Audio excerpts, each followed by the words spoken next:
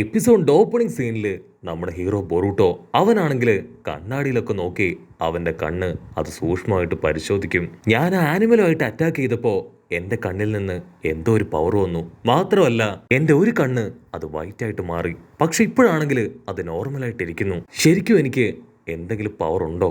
അതെങ്ങനെ തിരിച്ചറിയാം എന്നൊക്കെ ആലോചിക്കുമ്പോഴായിരിക്കും ഉടനെ ഹിനട്ട അവള് വിളിച്ചു കൂവാൻ തുടങ്ങും. ബൊറൂട്ടോ, എനിക്ക് ഫുഡ് കഴിക്കണ്ടേ, ക്ലാസ്സിൽ പോകണ്ടേ, താഴേക്ക് വാ. ഇവിടുന്ന് അങ്ങനെ ബ്ലാക്ക് ഔട്ട് ചെയ്ത ഇപ്പൊ നറൂട്ടോയും സായും ഷിക്കമരുവും അവരെല്ലാവരും ഗ്രാമത്തിലൂടെ അങ്ങനെ അലഞ്ഞു നടക്കാണ്. ഗ്രാമത്തിന്റെ അവസ്ഥ എന്താണ്? എല്ലാവരും ഹാപ്പിയാണോ? എവിടെയെങ്കിലും എന്തെങ്കിലും കുഴപ്പം അവരറിയാതെ നടക്കുന്നുണ്ടോ എന്നൊക്കെ അന്വേഷിക്കാനായിരിക്കും അങ്ങനെ നടക്കുക. പക്ഷെ ഗ്രാമം ഇപ്പോ വളരെ സമാധാന അന്തരീക്ഷത്തിലാണ്. അത് കാണുമ്പോ അവർക്ക് ഒരുപാട് സന്തോഷമാവും. ഉടനെ സായ് പറയും, ആ ക്ലാസ് റെപ്പ് പെണ്ണ് അവളിപ്പോ തികച്ചും നോർമലാണ്.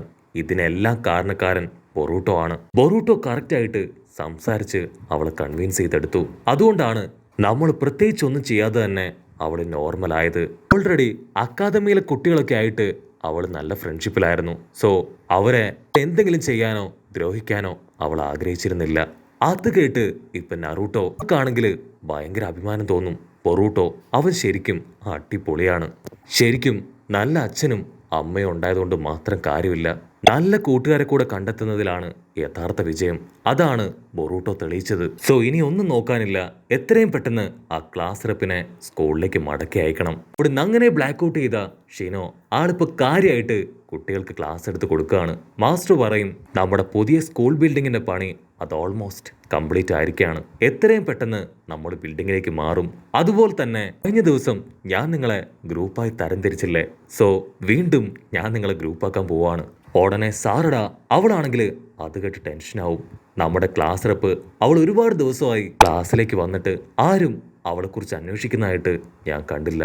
ഉടനെ ഷിനോ മാസ്റ്റർ പറയും, അവൾക്ക് ചെറിയൊരു അപകടം പറ്റിയിരിക്കുകയാണ്, ആരും ടെൻഷൻ ആവേണ്ട ആവശ്യമില്ല, എത്രയും പെട്ടെന്ന് അവൾ തിരികെ വരും. ഉടനെ വേറെ കുറെ സ്റ്റുഡൻസ് അവർ പരസ്പരം പറയും, ഞങ്ങൾ ഹോസ്പിറ്റലിൽ പോയിരുന്നു, പക്ഷെ അവളവിടെ ഇല്ല. ഷിനോ ആണെങ്കിൽ അതൊന്നും മൈൻഡ് ചെയ്യാതെ ഇപ്പൊ സ്റ്റുഡൻസിനെ എല്ലാവരെയും ഓരോ ടീമായിട്ട് തിരിക്കാനായിട്ട് തുടങ്ങും. അവിടുന്ന് അങ്ങനെ ബ്ലാക്ക് ഔട്ട് ചെയ്ത നെക്സ്റ്റ് ഡേ ബൊറൂട്ടോ ആണെങ്കിൽ അവൻ ഇഷ്ടപ്പെട്ട ആൾക്കാരെ ഇപ്പൊ ടീമിലേക്ക് ക്ഷണിക്കുകയാണ്.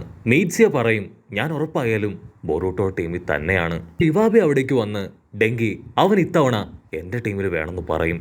അതിന് ബൊറൂട്ടോ പറയും, ഡെങ്കിയെ നീ കൊണ്ടുപോയോ? അങ്ങനെയാണെങ്കിൽ ഷിക്കടയെ ഞാൻ എന്റെ ടീമിലേക്ക് കൊണ്ടുവരും. ഇപ്പോഴായിരിക്കും അവിടെ മറ്റൊരു വമ്പൻ ട്വിസ്റ്റ്. ഷിക്കട അവൻ ഓൾറെഡി ഒരു ടീം ക്രിയേറ്റ് ചെയ്ത് കഴിഞ്ഞു. അവൻ ഓൾറെഡി ഈനോച്ചോ ഫോർമേഷൻ ഇപ്പൊ ക്രിയേറ്റ് ചെയ്ത് കഴിഞ്ഞിരിക്കുകയാണ്. ഞങ്ങളുടെ ഈ ഫോർമേഷൻ അത് ഭയങ്കര പവർഫുൾ ആണ്, അതിനെ തോൽപ്പിക്കാൻ ആരെ കൊണ്ടും കഴിയില്ല. ഉടനെ പാവം ബൊറൂട്ടോ അവൻ തലയൊക്കെ ചൊറിഞ്ഞ് എല്ലാവർക്കും ടീംമേറ്റ്സിനെ കിട്ടി, പക്ഷെ എനിക്ക് മാത്രം ആരെയും കിട്ടിയില്ല. ഉടനെ ഡെങ്കി ചോദിക്കും, അങ്ങനെയാണെങ്കിൽ നിനക്ക് നിന്റെ ടീമില് മെറ്റല്ലിയെ ചേർത്തൂടെ? അത് കേട്ട് ഇപ്പൊ ബൊറൂട്ടോയ്ക്കും ഒരു പകുതി മനസ്സ് തോന്നും. മെറ്റല്ലി ആക്ച്വലി നല്ലവനാണ്, നല്ല പവർഫുൾ ആണ്, പക്ഷെ എന്താ അവൻ പെട്ടെന്ന് നെർവസ് ആവും. അതിന് ഈനോജിയും പറയും, നമ്മുടെ ക്ലാസ് റെപ്പ് അവൾ ഉണ്ടായിരുന്നെങ്കിൽ ഉറപ്പായിട്ടും ആർക്കും വിട്ടുകൊടുക്കാതെ നമ്മുടെ ടീമിൽ ചേർത്തേനെ. അത് കേട്ട് ബൊറൂട്ടോ അവൻ ഈനോജിന്റെ വാ പൊത്തിപ്പിടിച്ച് ദയവ് ചെയ്ത് മണ്ടത്തരം വിളിച്ചു പറയരുത്. ബൊറൂട്ടോ വാ പൊത്തിപ്പിടിച്ചാലും അവൻ പറഞ്ഞ കാര്യം അത് ഈനോജിൻ കേൾക്കും. അവൻ ഉറപ്പിച്ചു പറയും, ഇനി ഒരു കാരണവശാലും അവൾ തിരികെ വരില്ല, കാരണം അക്കാദമിക്കും നമ്മുടെ വില്ലേജിന് എതിരായിട്ടാണ് അവൾ പ്രവർത്തിച്ചത്. ബൊറൂട്ടോയ്ക്കാണെങ്കിൽ അവൻ പറഞ്ഞ് തീരെ ഇഷ്ടാവില്ല. തീർച്ചയായിട്ടും അവൾ മടങ്ങി വരും, അവൾക്ക് മനസ്താപമുണ്ട്.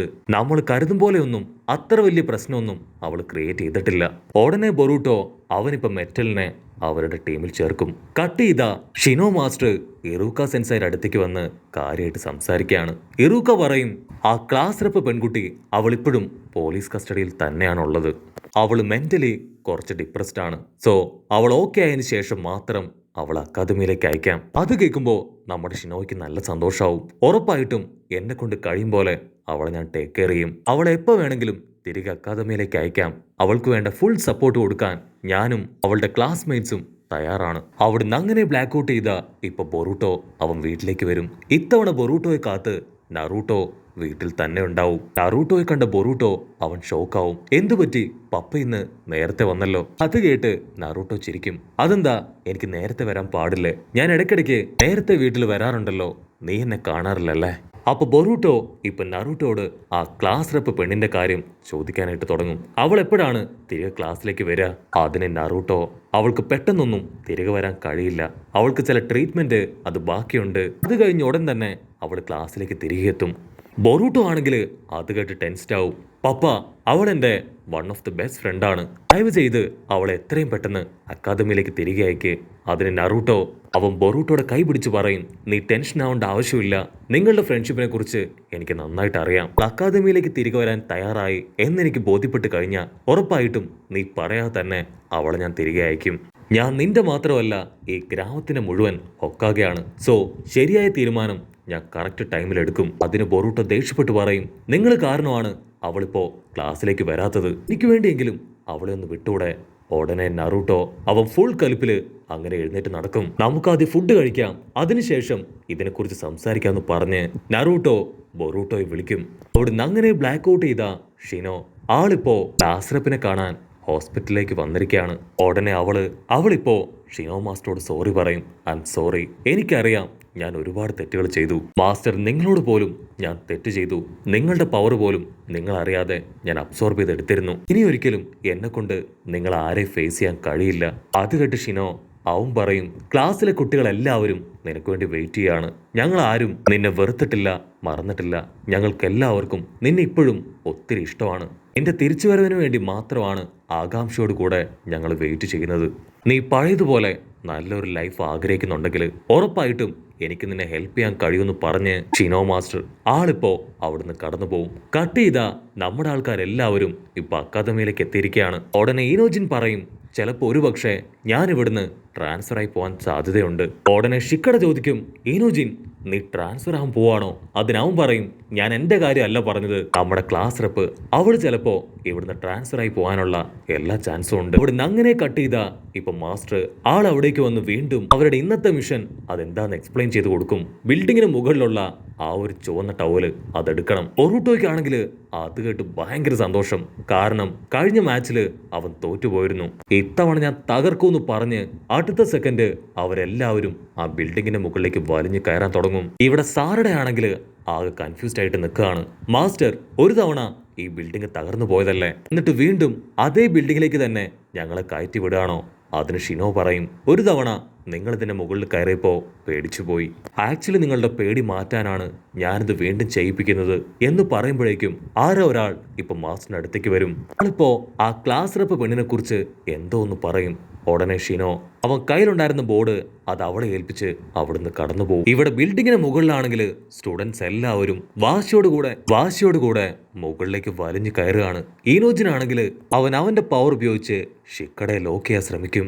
ഉടനെ ഷിക്കട അവൻ ജസ്റ്റ് മിസ്സിന് അവിടുന്ന് രക്ഷപ്പെട്ട് മീറ്റ്സിയെ അവന്റെ ഷാഡോ പവർ ഉപയോഗിച്ച് ലോക്ക് ചെയ്യാൻ ശ്രമിക്കും. അത് കണ്ട ബൊറൂട്ടോ അവൻ ചാടി വീണ് ഷിക്കടയായി പൊരിഞ്ഞ അട്ടിയിട്ടി ഫൈറ്റ്. പക്ഷെ മീറ്റ്സിയ അവൻ സിമ്പിളായിട്ട് വായിൽ നിന്ന് ഒരു കത്തി പുറത്തേക്കെടുക്കും. കത്തി കണ്ട് പേടിച്ച് ഷിക്കട അവിടുന്ന് ഓടും.